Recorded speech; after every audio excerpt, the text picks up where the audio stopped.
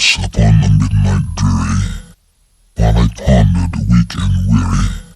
Once upon a midnight dreary, while I pondered weak and weary over many a quaint and curious volume of forgotten lore, while I nodded, nearly napping, suddenly there came a tapping, as of someone gently rapping at my chamber door. "'Tis some visitor," I muttered, tapping at my chamber door. "Only this, and nothing more." Ah, distinctly I remember, it was in the bleak December, and each separate dying ember brought its ghost upon the floor. Eagerly I wished the morrow. Vainly had I sought to borrow from my books surcease of sorrow, sorrow for the lost Lenore, for the rare and radiant maiden whom the angels named Lenore, nameless here forevermore. And the silken, sad, uncertain rustling of each purple curtain thrilled me, filled me with fantastic terrors never felt before, so that now to still the beating of my heart I stood repeating, "'Tis some visitor entreating entrance at my chamber door, some late visitor entreating entrance at my chamber door. This it is, and nothing more." Presently my soul grew stronger, hesitating then no longer.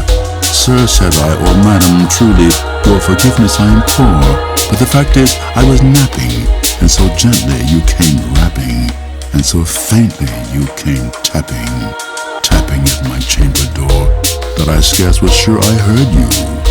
Here I opened wide the door. Darkness there, and nothing more. Deep into this darkness peering, long I stood there wondering, fearing, doubting, dreaming dreams no mortal ever dared to dream before. But the silence was unbroken, and the stillness gave no token, and the only word there spoken was the whispered word, "Lenore?" This I whispered, and an echo murmured back the word, "Lenore." Merely this, and nothing more. Back into the chamber turning, all my soul within me burning. Soon again I heard a tapping somewhat louder than before. "Surely," said I, "surely that is something at my window lattice. Let me see then what thereat is, and this mystery explore. Let my heart be still a moment, and this mystery explore. 'Tis the wind, and nothing more." Open here I flung the shutter, when with many a flirt and flutter in there stepped a stately raven of the saintly days of yore. Not the least obeisance made he, not a minute stopped or stayed he, but with mien of lord or lady perched above my chamber door, perched upon the bust of Pallas just above my chamber door, perched and sat, and nothing more. Then this ebony bird beguiling my sad fancy into smiling by the grave and stern decorum of the countenance it wore.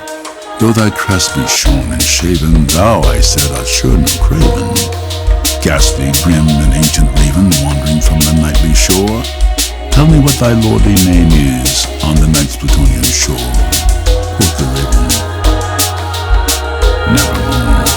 Much I marveled with this ungainly fowl to hear discourse so plainly, though its answer little meaning, little relevancy bore.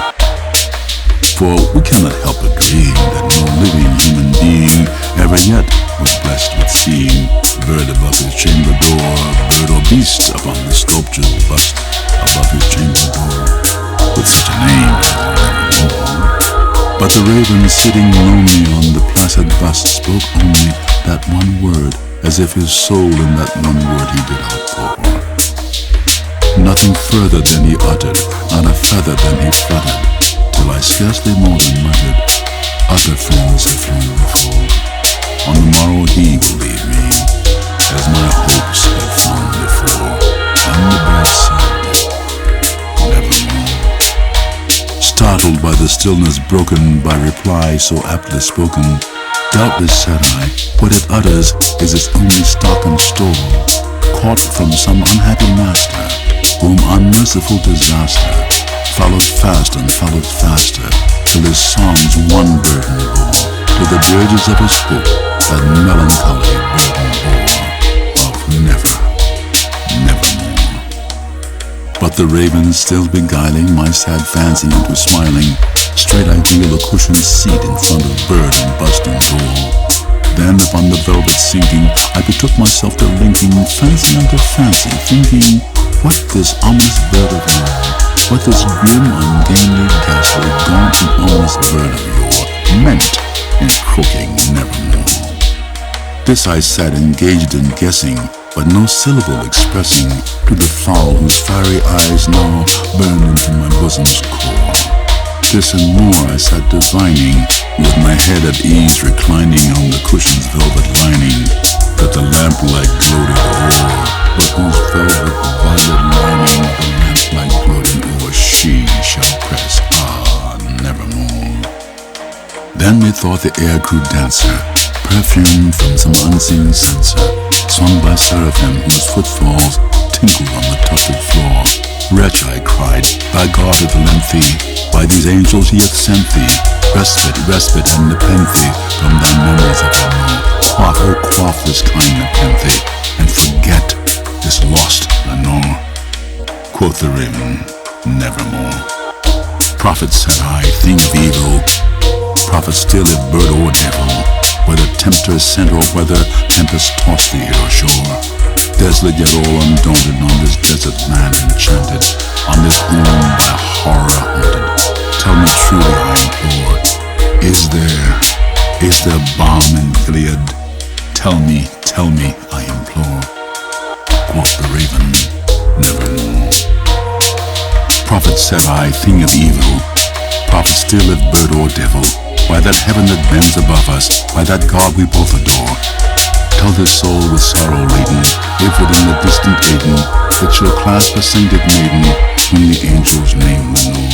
Clasp a rare and radiant maiden, whom the angels name Lenore. Quoth the raven, nevermore. Be that word our sign of parting, bird or fiend, I shrieked upstarting. Get thee back into the tempest and the night's Plutonian shore. Leave no black plume as a token of that lie thy soul hath spoken. Leave my loneliness unbroken. Quit the bust above my door. Take thy beak from out my heart and take thy form from out my door. Quoth the raven, nevermore. And the raven, never flitting, still is sitting on the pallid bust of Pallas just above my chamber door. And his eyes have all the seeming of the demons that is dreaming, and the lamplight o'er him streaming throws his shadow on the floor. And my soul, from out that shadow that lies floating on the floor, floating